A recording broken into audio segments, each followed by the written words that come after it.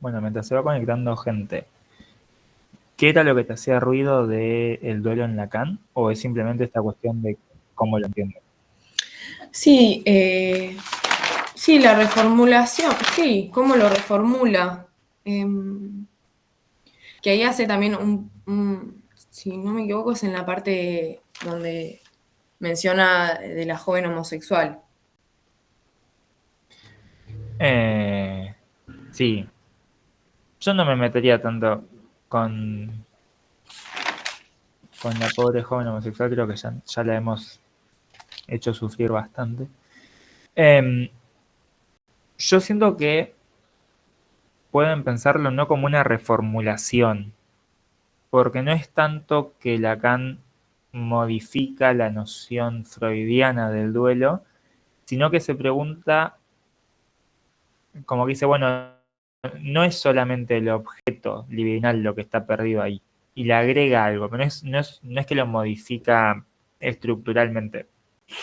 Eh, porque bueno, si pensamos en Freud, el duelo es que yo pongo mi libido en un otro objeto, ese objeto por una cuestión de la realidad se pierde y lo que el sujeto debe hacer es, siguiendo el principio de realidad, reconocer que ese objeto se perdió y traer la libido de vuelta. Y ese proceso es angustiante porque la sobrecarga energética en el sistema produce angustia. Esa es la lógica básica del duelo en Freud. Lo que Lacan agrega es que cuando uno pierde un objeto, una persona, que para mí ya es interesante que dice persona amada u odiada, no solamente, o sea, como que empieza a homologar esas dos, no solamente se pierde el lugar libidinal en el sentido de dinámico energético que esa persona ocupaba en nosotros, sino que se nos devuelve el lugar que nosotros ocupábamos para esa persona. Es decir,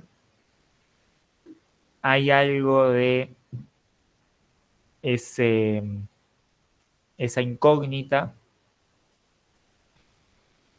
que se vuelve una pregunta a la que tenemos que responder en sentido muy metafórico. O sea, ya no está ese lugar de yo soy el que le faltaba a esa persona porque ahora esa persona no está para que yo le falte. Entonces yo tengo que hacer algo con ese lugar de falta que le hacía a la persona. Eh, entonces, un poco lo que Lacan agrega, diría yo, es que básicamente no se nos devuelve solamente la energía que habíamos puesto en ese sujeto, sino que se nos devuelve la falta que habíamos puesto en ese sujeto. Que para mí un poco aparece retratado en Freud cuando dice que el duelo no solamente es por lo que se perdió, sino que es por todo lo que se pudo haber conseguido y no se hizo, eh, que, qué sé yo, pensándolo, para no poner ejemplos de parejas que siento que es el más sencillo, si uno cambia de carrera, es posible que durante el proceso de duelar la carrera dejada diga, uy, ¿te imaginas si yo hubiese sido médico, hubiese hecho tal y tal cosa? Esa idea futura que Freud la presenta más como ideal, se puede leer en términos de Lacan desde esa falta, desde ese lugar de, bueno, ese objeto que yo tenía, ¿qué representaba yo para ese objeto? ¿Qué falta ocupaba yo en ese objeto? ¿Y qué hago yo ahora con esa falta? Eh, que en definitiva lo que nos devuelve es, yo creo que un poco como en ping pong, son las dos faltas que están en juego. ¿Qué falta le hacía yo a ese sujeto, a ese objeto psíquico? ¿Y qué falta suplía en mí ese objeto? Eh, pero por eso Lacan lo dinamiza o lo dualiza, no lo modifican en términos lógicos.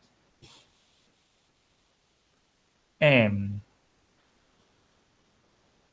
que bueno, un poco también es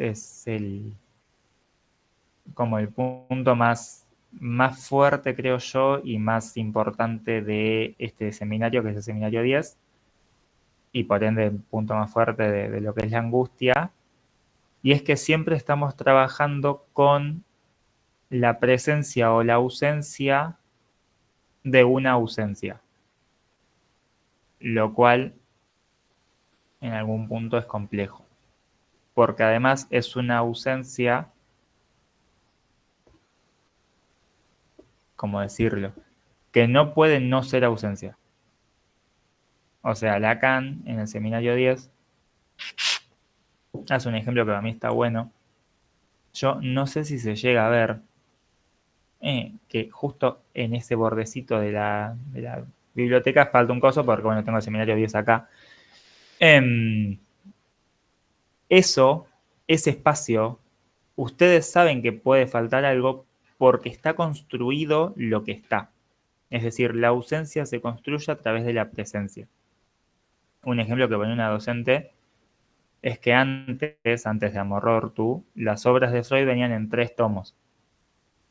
Si yo tengo el tomo 1 y el tomo 2, ustedes podrían deducir que me falta el tomo 3 porque tienen la representación simbólica de que eran 3. No hay nada en la representación real de los 2 libros que implique que hay un tercero. Y se puede dar un paso más. Yo puedo tener el 1 y el 3. Y no hay nada que implique que falte un segundo, salvo la construcción simbólica, para empezar del 1 y 3, y segundo de su conocimiento de que hay algo ahí que está faltando. En lo real no falta. Esa falta, la falta atravesada por el registro simbólico, es con la que el neurótico está contento. La falta de la que estamos hablando acá es la falta de cuando justamente lo que no está es ese significante que permita anudar lo que está pasando. Un poco podríamos decir, lo que angustia de la angustia es que no podemos decir que nos está angustiando. Hay un vacío ahí en nuestra batería simbólica a la cual no podemos dar un símbolo, porque justamente cae en un agujero.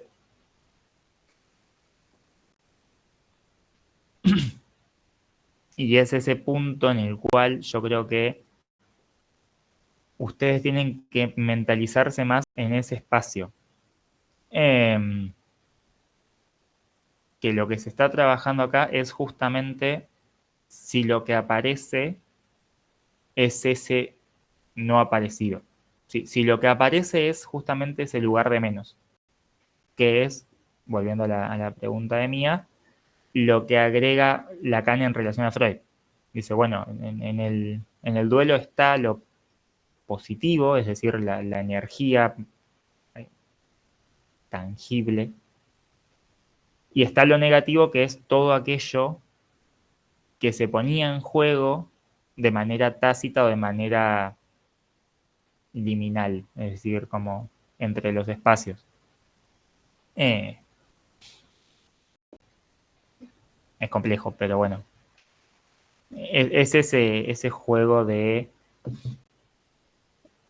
A mí me gusta pensarlo con la cadena.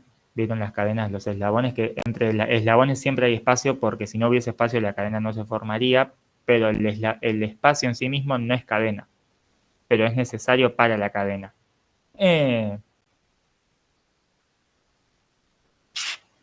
La cadena es el simbólico, el espacio es el objeto A.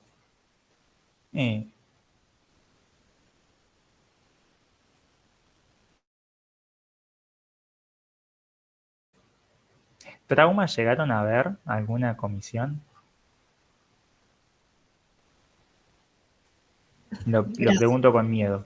Gracias, Lauti. Sí, a mí por lo menos me toman el TP3, así que trauma también entra. No sé el resto. Ah, el trauma está en el TP3. Pensé que Sí, estaba en el TP4. sí, sí. Claro, TP4 es psicosis ordinaria solamente. ¿Alguno más allá de... ¿Era Luminé quien tenía el TP4? ¿Alguien más tiene que trabajar Santom o psicosis ordinaria en general?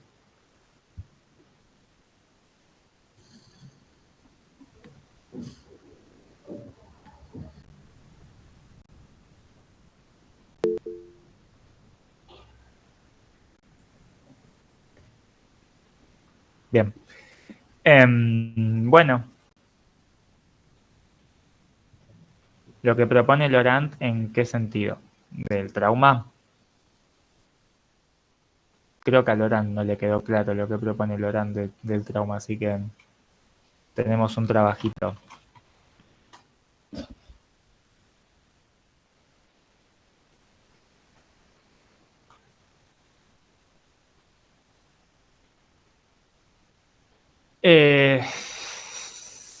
Sí. A ver,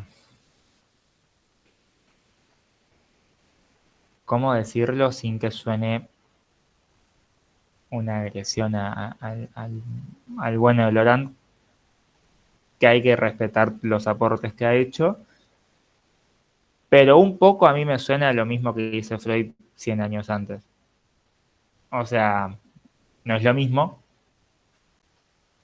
pero a mí me cuesta encontrar lo que propone Laurent y cuando lo busco encuentro lo que dice Freud. Nada, como primera mención. En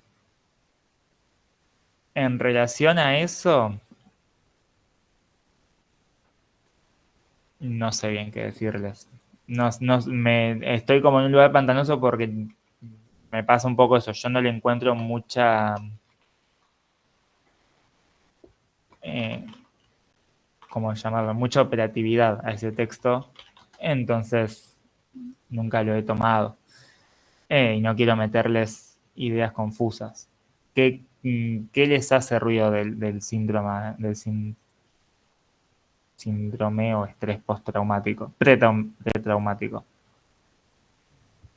Bueno, yo lo había entendido de que como que toma también la biopolítica de Foucault, si no me equivoco, en este texto, o es en el de... No, este es el de Suárez, no dije nada. No, por ahí esto de que es, o sea, es un diagnóstico que siempre va a entender la reacción del sujeto desde un universal, pero no sé si algo más. Sé que son categorías que lo plantean desde el CIE-10 o el DCM, pero desde ese lado.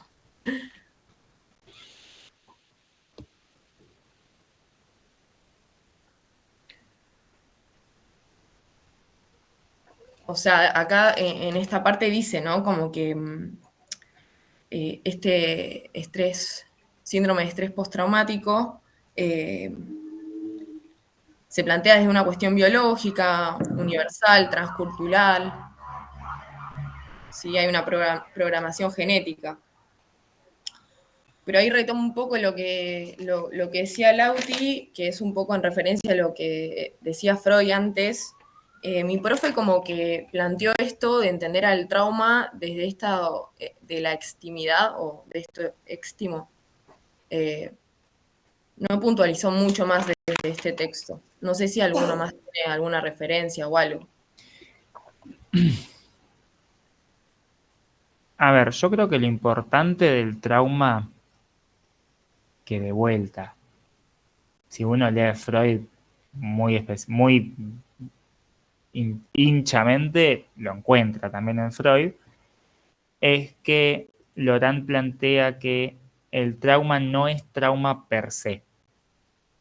El ejemplo que yo me acuerdo que la docente ponía es, yo puedo estar viajando en un tren y que el tren choque y que a mí no me traume en sentido psicoanalítico y que a la persona que yo tengo al lado sí. Eso, desde la barrera antiestímulo de Freud, yo creo que se podía leer, por eso les digo, Pero un poco esto de lo éxtimo a mí me gusta porque pone como en disonancia lo íntimo, que es algo personal, algo interior, con lo externo. Éxtimo es ese juego molesto. Digo molesto en el buen sentido, de que les debería generar ruido que algo sea interno y externo a la vez, y que implica la constitución del trauma implica un posicionamiento, no sé si un posicionamiento, sino una configuración subjetiva, en el sentido ese, de que uno puede estar viviendo la misma experiencia que otro, eh, y que a uno le genere un trauma en el sentido lacaniano y a otro no.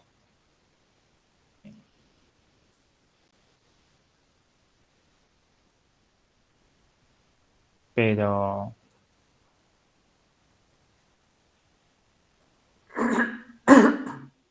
yo a Lorand lo agarraría y un poco le diría, bueno, es la barrera antiestímulo.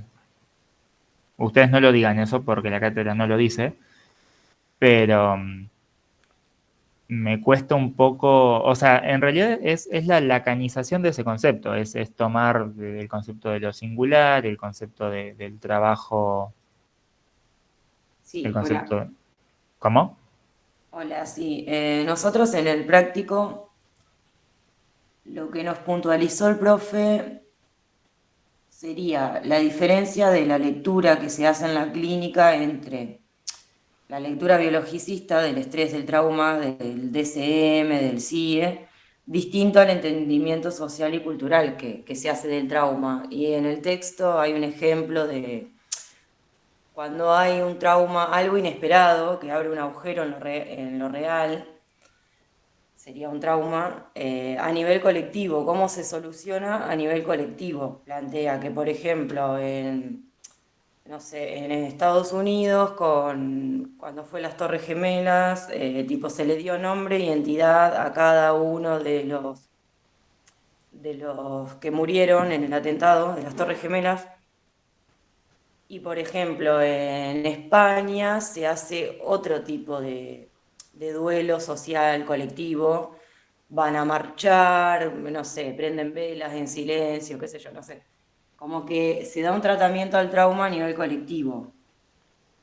Cuando no se le encuentra sentido y no se le puede poner nombre a eso que acaba de agujerear lo real, cada sociedad, no solo desde el lado singular, el trauma que algo particular que me pasa a mí singularmente, sino en el conjunto.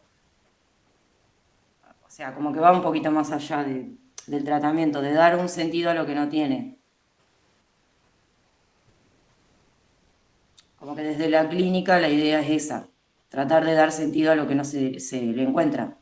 Algo que conmociona, que fue imprevisible, claro, que el Claro, discurso no llega a encontrar un modo de decirlo. sí, sí, pero es totalmente eso. O sea, es pensarlo en, en la lógica de los registros que veníamos trabajando, pensar que, bueno, esto que decía Catalina en el mito anterior, de la, o sea, pensándolo de vuelta con la angustia, intentando asociarlo, la angustia enmarcada en el fantasma, el sujeto humano siempre se relaciona con la realidad y con lo real a través de los registros de los que puede hacer uso, que son el simbólico y el imaginario. Em, Entiendan que sujeto humano yo me refiero al sujeto consciente-inconsciente, porque o sea, en la existencia también estamos atravesados y utilizamos en algún sentido lo real, pero para dar cuenta, para dar razón de las cosas, nos atenemos a lo que representan o a lo que se presenta en el sentido imaginario, y el trauma es justamente aquella vivencia que eso lo irrumpe, pero además lo irrumpe de una manera, o sea, Sí. no sé, que lo rompe, no solamente aparece, sino que lo que estaba se quiebra, se agujerea, se atraviesa. Y un poco la lógica es reconstruirlo. A mí lo que me pasa con el texto es que yo no encuentro, bueno, más allá de esto que decías vos, Aldana, de el valor tal vez del aspecto social de la construcción del trauma, hay algo del aspecto de la descripción que yo nunca le encontré sentido. Después hacemos un meet la semana que viene para discutir este texto, pero en general es eso, es pensarlo, la lógica del trauma, un poco con esto que decíamos de la lógica del duelo, que es una lógica que se sostiene pero se complejiza. El trauma desde Freud hacia Laurent, pensarlo de la misma manera. No es que se transforma tanto la lógica, sino que se retoman los Claro, sí, es más o componentes. menos lo que ya conocemos, le da como una vueltita ahí a través de los registros, y sí. Claro, es que por eso en el texto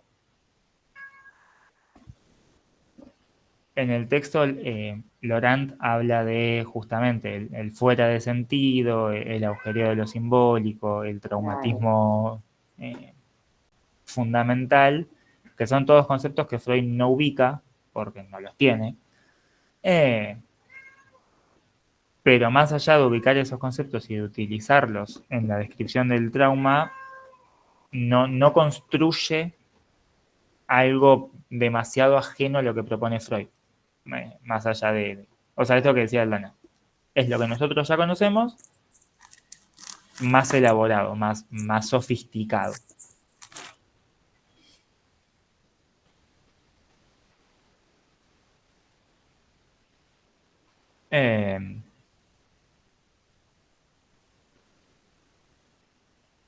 Y después el estrés pretraumático. Me acuerdo, No sé. sí. El estrés pretraumático. El estrés pretraumático es ese que a mí me suena muy parecido a la expectativa angustiada que plantea Freud mucho antes del. O sea, Freud creo que en el 96, 1896, 1897, habla de un tipo de presentación en el cual un sujeto siempre está como expectante hasta a que algo malo va a pasar y lo deja ahí. Esto es totalmente suposición mía, pero yo creo que tiene sentido. Yo creo que algo de esto a Laurent le debe haber resonado cuando escribía el estrés pretraumático, porque habla justamente de esa instancia en la cual un constante acercamiento a un peligro no ocurrido provoca como ese estado de alerta interminable y de estrés constante de vuelta, que para mí se puede leer como una versión muchísimo más compleja y muchísimo más elaborada de esa primera sensación como de eso, de voy a cruzar la calle y algo malo va a pasar, pero con el agregado de que es un estrés producto de un encuentro particular con una situación de peligro real, pero no acontecida. Sí, a eso le agrego que el estrés pretraumático, claro, que él dice que no se debería llamar estrés postraumático, de luego, sino que como tenemos, por así decir, socialmente, culturalmente, tenemos heridas, memoria de haberla pasado mal en el país, con diferentes hechos, no sé, la dictadura, ponele, como que cuando se avecina o cuando se palpita que algo puede volver a ocurrir, entonces ahí se genera algo más, un sufrimiento más entre todos, claro, no individualmente, como que lo piensa siempre a nivel social más. Sí, y lo piensa más en relación a la potencialidad futura, que tal vez el estrés postraumático lo anuda a lo que pasó previamente y un Claro, poco como el giro que me parece que está bueno acá, que es lo que vos recuperás, es esto, ¿no? No es que yo estoy estresado por algo que pasó, estoy estresado porque puede volver a pasar. Entonces se construye esa representación de un miedo pasado, Claro, exacto. reencontrable, que me tiene en ese lugar de tensión de, bueno, ¿cuándo va a volver a pasar esto? Claro. Ese me parece un buen aporte del texto. Lástima que es el último párrafo. Pero eso, yo tanto ese texto como el texto que bueno, que hablábamos al principio del duelo, me parece que una buena forma de encararlos es eso. No esperen encontrarse con algo nuevo, sino que esperen encontrarse con algo conocido remodelado. Ay,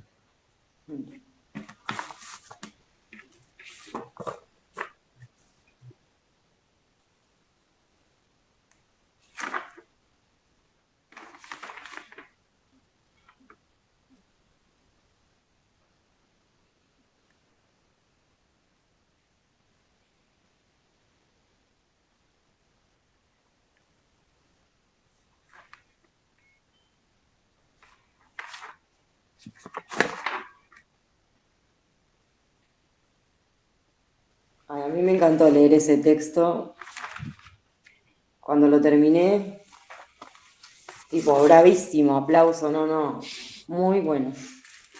A mí Lorán me gusta, pero creo que es de esos autores que trabajan más en la reconfiguración de las cosas que en Sí, construir sí, cosas nuevas. sí. Pero te da una vuelta que te lo hace palpar mejor a todo lo que Lacan habla, mucha metáfora. Le encanta metaforizar a Lacan y no ponen coma, no ponen punto en sus textos, en los seminarios, como que anda a entender. Entonces agarras a Laurent y te lo explica de un modo más sencillo, más fácil y no sé, a mí me gustó. Sí, bueno, otro ejemplo que para mí está bueno de la cursada, que, o sea, de la cursada pues se retoma, es el texto de Interpretar la psicosis, que ese Ah, texto y sí. uno de los dos textos de Colette Soler lo que hacen es decir, bueno, durante los últimos 100 años se dijo todo esto, ¿qué rescatamos de todo esto? Em, pero, pero por eso, no vayan ahí eh, buscando o intentando entender que es una cosa es el trauma de Laurent y otra cosa es el trauma de Freud y otra cosa es el trauma de Lacan, porque no, son más trabajos sobre lo mismo y eso, y intentos de sofisticación de un dispositivo ya trabajado, ya creado. Eh, bien, nos queda un montón de tiempo para hablar de la angustia. Perdón, yo tengo una duda que me quedó colgada sobre el acting out. O sea, me queda como colgada la relación del acting out con el objeto A y sobre todo pensándola cómo la piensa Lacan con la cleptomanía de Frida, de Margaret Beadle. Como que entiendo un poco la cuestión del objeto, pero no lo termino de cerrar, digamos. Yo el caso Frida, no les voy a mentir, no lo recuerdo. Si alguno me quiere mencionar en qué momento aparece eso O sea, lo que entiendo es cómo Lacan lee un poco esta cuestión de la cleptomanía, de que ella tipo mentía o robaba cosas o ponía en peligro su vida, digamos, como un acting. Mm. Y entiendo que lee esto como una muestra de ese objeto, pero no termino como de cerrar la idea, digamos. Un poco lo que Lacan, eh, ¿cómo pensarlo? Que no sea confuso. Un poco lo que Lacan presenta en el acting out es que es la construcción de una escena, ¿sí? A diferencia del acto y del pasaje al acto, el acting out requiere de un tercero que esté observando esa escena.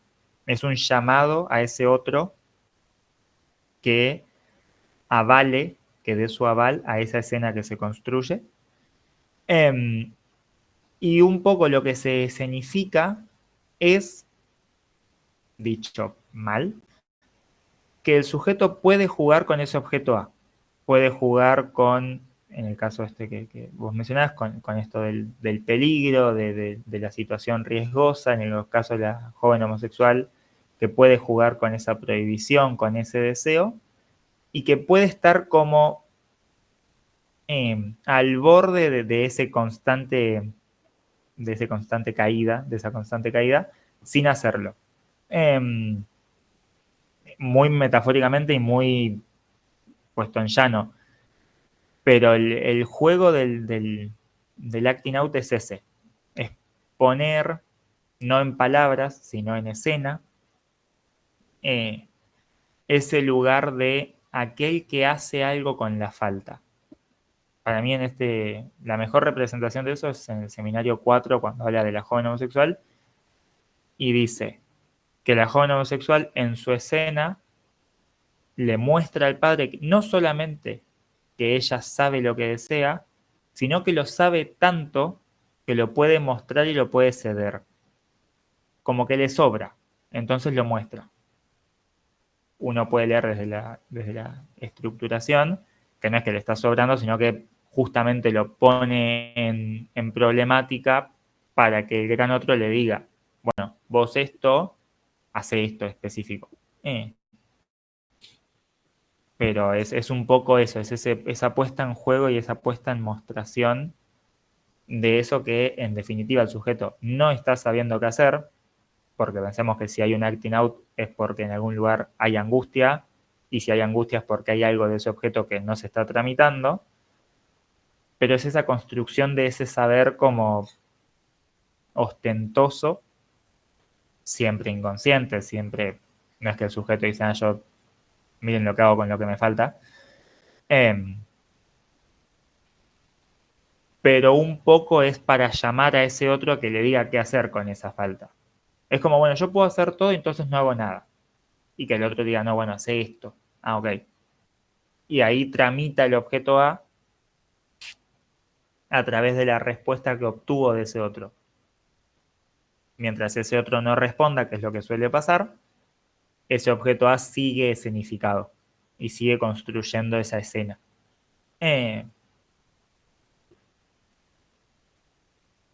No sé si me expliqué.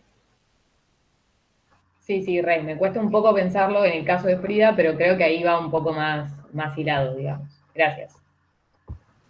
Yo, Perdón, quería decir una cosita, que nosotros nos dieron de bibliografía obligatoria el capítulo 2 de Damiano, y creo que son 5 o 6 hojitas en el capítulo 3 y 4 que también desarrolla muy bien Damiano todo el caso de la joven homosexual y de Frida, desde lo que vos estás preguntando. Así que por ahí si te sirve, nada, eso. Sí, genial, gracias.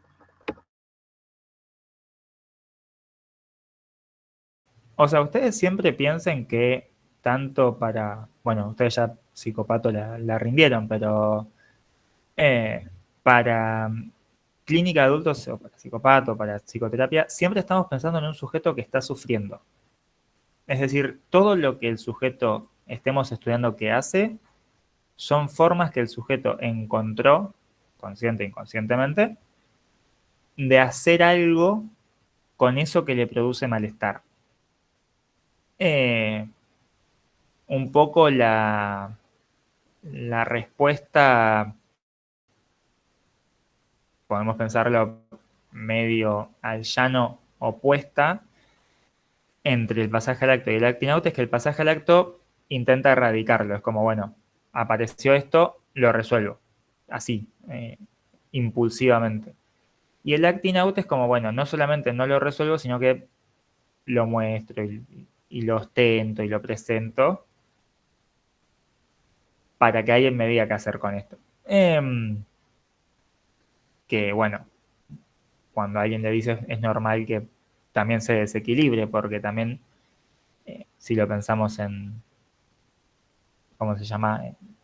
En los casos de acting out, cuando algo de esa respuesta se ve alterada, ya sea porque el sujeto se encontró con un otro que le respondió, muy posiblemente le respondió algo que no era la pregunta que le hacía, o que no era la escena que él construía, eso implica una nueva construcción y un nuevo movimiento, que cuando nosotros entendemos el acting out como una respuesta, se explica por qué el quiebre de ese acting out complica al sujeto más de lo que lo ayuda, porque el sujeto se estaba sosteniendo en esa escena gigante. Un poco lo mismo que pasa con el síntoma siendo una solución mucho más de vuelta sofisticada, mucho más elaborada. Todo nos lleva de vuelta a Freud cuando dice por qué las histéricas no se curan.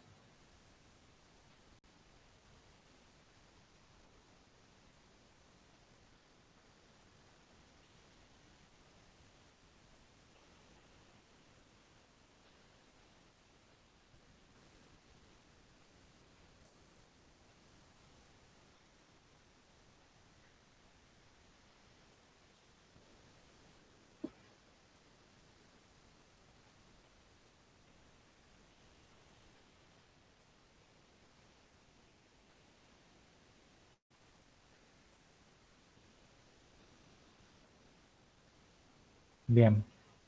¿Alguna otra duda? ¿Alguna otra incógnita que les quede?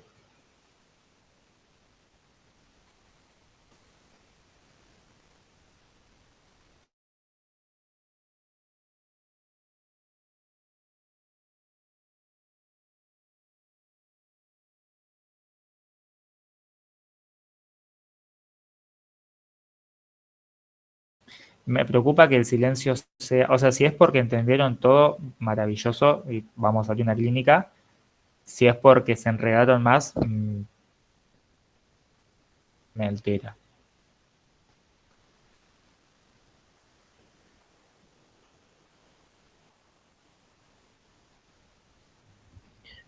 Bueno, rompo un poco el silencio. De lo que vos explicaste, también en uno de los puntos del programa plantea, no sé si una distinción, pero sí por ahí alguna diferenciación entre lo que vendría a ser el acto analista y el deseo del analista. Bueno, justo por ahí se puede articular con el caso de Frida, que era lo que comentaba Francisca, pero bueno, por ahí hacer, no sé si una distinción, pero ¿cómo podría articularse una de otra?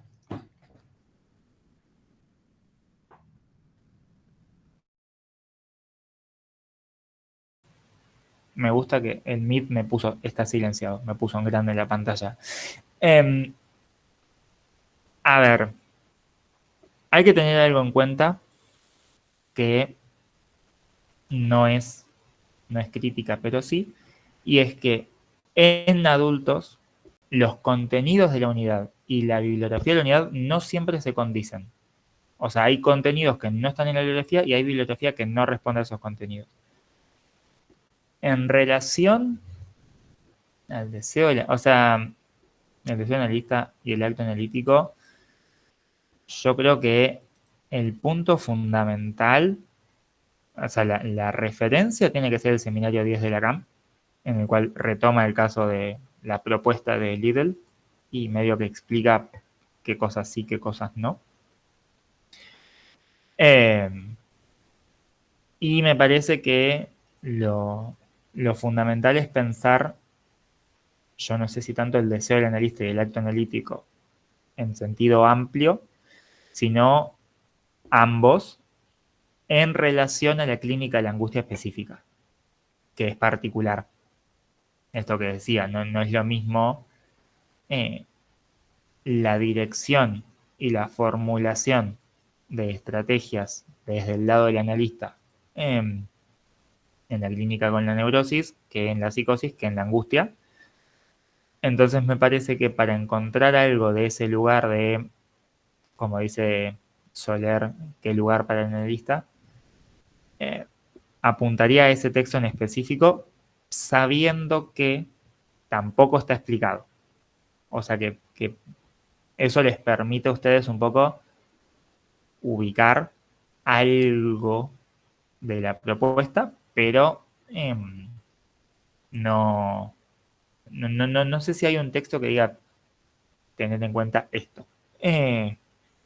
Sobre todo por esta cuestión, de que muchas veces es más por construcción y elaboración que por lectura. Pero bueno, en relación a eso, yo creo que podemos pensar el deseo del analista desde dos lugares. Primero, el deseo del analista en sentido, sí, más, decirlo, tradicional, o sea, en el sentido más lacaniano del deseo del analista. Y también el deseo del analista, yo lo pensaría en el lugar del deseo en el analista, en la angustia. Y ese es el lugar del otro castrado que Lacan retoma de Liddell y habla de que no hay que alojar a la angustia, sino que hay que alojar ese lugar de objeto A, es decir, hay que alojar esa castración, que Lacan lo retoma cuando ahora dudo si es Lacan o si es Damiano, pero que lo retoman en el momento en el cual la analista le dice, a mí también me hubiese angustiado eso, como que hay algo ahí de, a mí eso también me hubiese atravesado, y la paciente ahí puede como, bueno, reestructurarse un poco. Entonces mostrar algo de esa vertiente castrada, que de vuelta no es decir, a mí me angustia también, o te entiendo, sino que es construirse en un lugar atravesable desde el analista. Porque bueno, eso, me parece que lo importante es pensar el acto analítico también desde ese lugar de acto, no quiero decir acto porque es una palabra, es un concepto, desde esa estrategia terapéutica que propone el analista en los casos de angustia, y el lugar que ese analista como otro garante casi puede ofrecer a un sujeto que está atravesado por la angustia.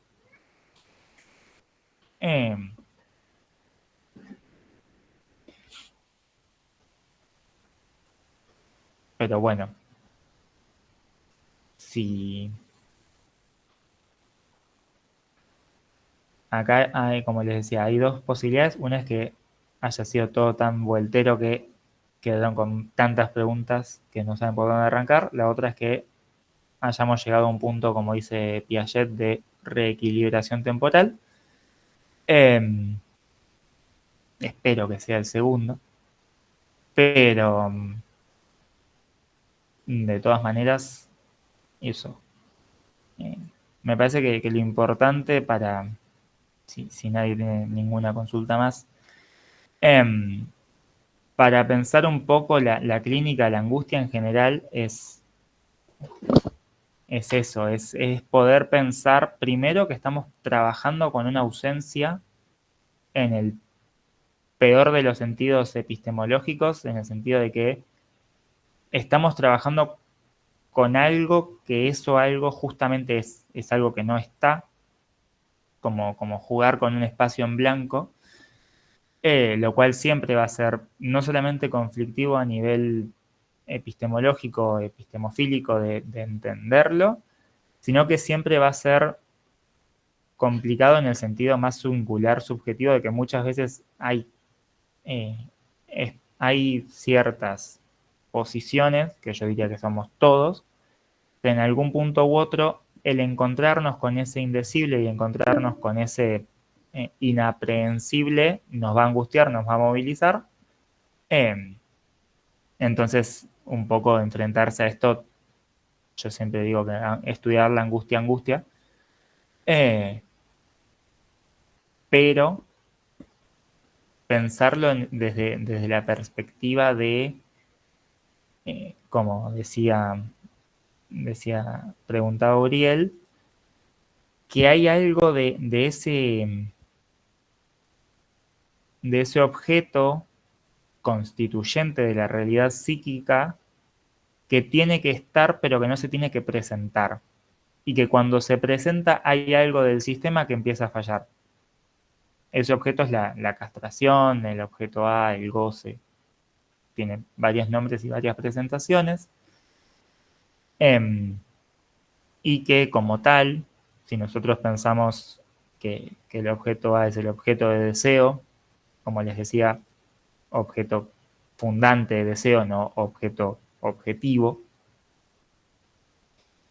hay algo de esta característica de lo que Lacan ya seminario 2, seminario 3 lo menciona, que es un objeto que está articulado pero no es articulable. La famosa, el deseo está articulado en todo lo que es el neurótico, pero nunca es articulable, porque hay algo de eso que tiene que estar siempre entreverado del discurso y de la realidad del sujeto, pero tiene que estar también velado. O sea, entreverado y velado. Porque cuando eso se deja de velar y algo de eso empieza a aparecer, es que el sistema mismo no puede anticiparse. Y siempre pensándolo desde este punto, ¿no? Que yo creo que es el más complejo, porque uno dice, bueno, si uno se reconoce castrado, siempre se angustia. El típico, si viene un docente y le dice, ustedes no saben, y sí, se van a angustiar, porque pese a algo, pero es una angustia que más o menos pueden tramitar, pueden decir, bueno, este docente no sabe nada. O si viene alguien y dice, qué sé yo, sos un idiota, bueno, esa persona ni me va ni me viene. Ahora, la angustia que propone Lacan es cuando esa ausencia, esa castración, aparece en el sistema mismo que nos sostiene. Es decir, ¿qué pasa cuando ese sistema que nosotros usamos para esquivar cosas deja de responder? Ese agujero de significación. Que para mí tiene cierto interés, no creo que se los pregunten, pero para pensarlo, cómo hay ciertos aspectos asociados entre el agujero en lo simbólico en la psicosis, muchísimo más profundo y muchísimo más estructural, y el agujero en lo simbólico en la angustia, con esto de la certeza, lo inamovible, la posición del psicoanalista. Hay como ciertos lugares que dan cuenta de que el simbólico está fallando, que son homologables o analogables entre las estructuras, y que para mí nos dice algo de que en la angustia se pone en juego algo que va más allá bueno, esto que preguntaba, ¿no? De si es transestructural. Sí, porque se puede leer, digo para mí porque, como les digo, hay autores que plantean que en términos estrictos no. Pero leyendo Lacan ocurre eso, la angustia está asociada a la falencia inherente del sistema simbólico. Es decir, el sistema simbólico como tal está agujereado. Y cuando uno se encuentra con esos agujeros, lo que se produce es angustia. La respuesta es angustia. Pero nada. Y después esto que hablamos hace un rato, que volviendo a la pregunta de Uriel, pensar bien, esto desde Freud hasta Laurent y los contemporáneos, separar bien lo que implica algo de lo que podríamos llamar proceso patológico o proceso o malestar con los intentos de solucionamiento, resolución, sustitución del sujeto. Para pensar que, por ejemplo, la angustia y el pasaje al acto no comparten, ¿cómo llamarlo?, momentos lógicos. Porque la angustia es a lo que se tiene que responder. El sujeto no va a responder un pasaje al acto porque el pasaje al acto es la respuesta en sí misma. Pasaje al acto, acting out, emoción. Son cosas que el sujeto intenta elaborar para dar respuesta a eso que no tiene respuesta. Y ahí está el síntoma también, como solución maravillosa.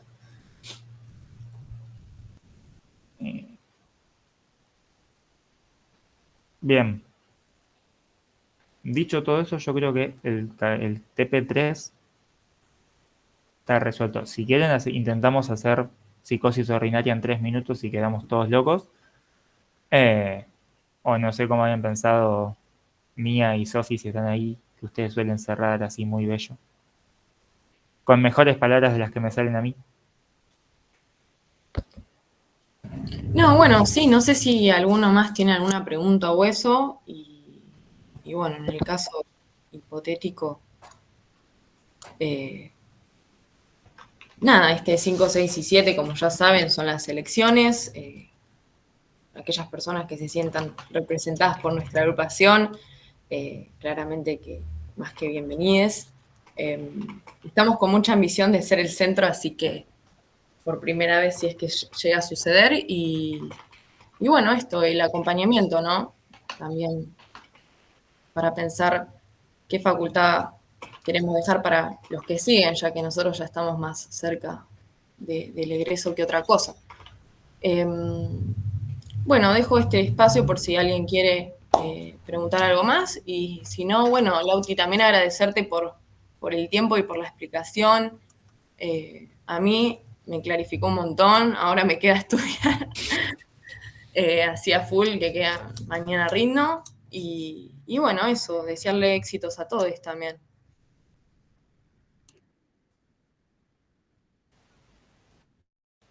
A mí me gusta que yo vengo a estos espacios y me pongo a criticar. A la cátedra que toque.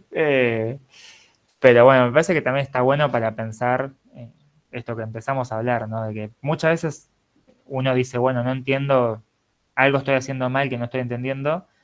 Y también reconocer que muchas veces las teorías están, sobre todo el psicoanálisis, que es una construcción epistemológica muy asociada a la práctica, y la práctica nunca termina de cerrar.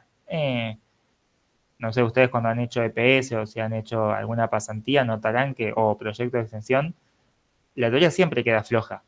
Entonces el psicoanálisis siempre es un ida y vuelta con puntos agujereados, con puntos oscuros,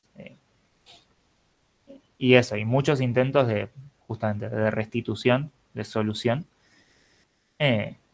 que pasa lo que les digo, en el TP2 que tenemos psicosis, hay 3 textos que cada uno es el anterior estaba mal, este es la posta y el siguiente es el anterior estaba mal.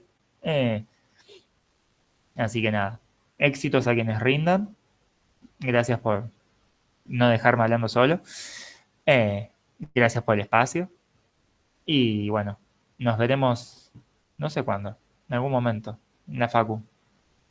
Cursen quienes, ustedes están todos en la licenciatura, pues están cursando adultos, anótense al profesorado, los esperamos, y nada. Bueno, Éxitos. muchas gracias, Lauti. Nos estamos viendo y bueno, éxitos a todos. Gracias, gracias. Muchas gracias, chicos. Gracias. Adiós.